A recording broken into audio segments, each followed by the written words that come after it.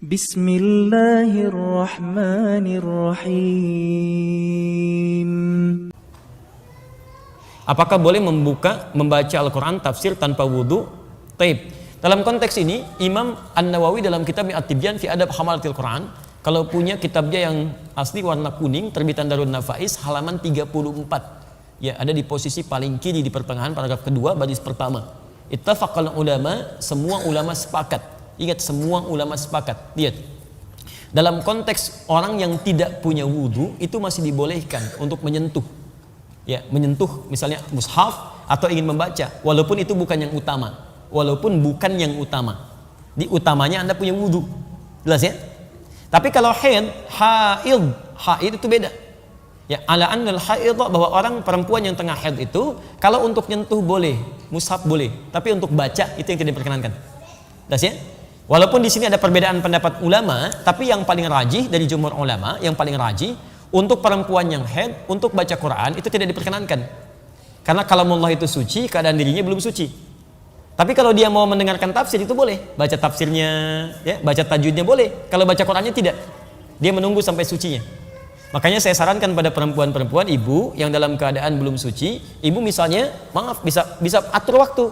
Saat suci ibu baca Qurannya. Saat dalam keadaan sedang haid ibu baca tafsirnya. Tafsirnya, tajwidnya dan sebagainya, fikihnya, itu Masya Allah. Dan berita baiknya, ketika ibu beramal dalam keadaan sucinya, kemudian saat sedang tidak suci amal itu nggak dikerjakan, itu otomatis pahalanya tetap mengalir, Bu. Anda baca Quran satu hurufnya berapa? 10. At-Tirmidzi nomor hadis 2910. Man qara'a harfan min kitabillah falahu asyru hasanat. Siapa yang baca satu huruf dari Al-Qur'an kitabullah dapat 10 kebaikan. Ibu baca saat suci. Begitu saat haid ibu nggak baca, ibu baca tafsirnya. Itu pahala kebiasaan ibu baca Al-Qur'an dituliskan seketika, sempurna pahalanya. Dituliskan. Setiap yang biasa dalam keadaan sucinya. Itu hadisnya sahih. Ya, hadisnya sahih. Baik, ibu ambil contoh. Para ulama di sini berhukum ketat, Bu, ya. Kalau ibu contohkan, jangan mengambil dari ayat-ayat Qur'annya.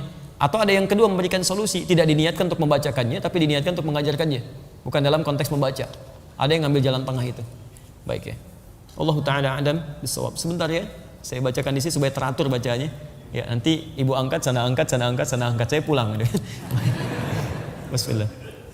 Bagaimana kalau di sini tanpa jilbab, ya? Teruskan tanpa jilbab. Tidak ada aturan yang mengatur itu, tapi kalau dalam adab itu yang sempurna dibacakan dalam keadaan yang baik. Ya, yang perempuan berwudu dulu dan kenakan jilbab yang baik, menghadap ke arah kiblat. Itu adabnya ada. Kitab Imam An-Nawawi itu bagus sekali mengaturnya. Sehingga ketika kata para ulama itu begini, rasakan ketika membaca Quran seperti benar-benar Anda membaca kalamullah, firman Allah. Rasakan Allah melihat kita. Apakah Bapak Ibu nggak senang dilihat Allah dalam keadaan yang terbaik? Yang terbaik. Dilihat manusia dandan gitu kan, kenapa dilihat Allah dalam keadaan yang biasa-biasa saja? Paham ya? Jadi kalaupun ada kebolehannya, tapi yang utama dalam penampilan terbaiknya, itu poinnya. Apakah boleh sholat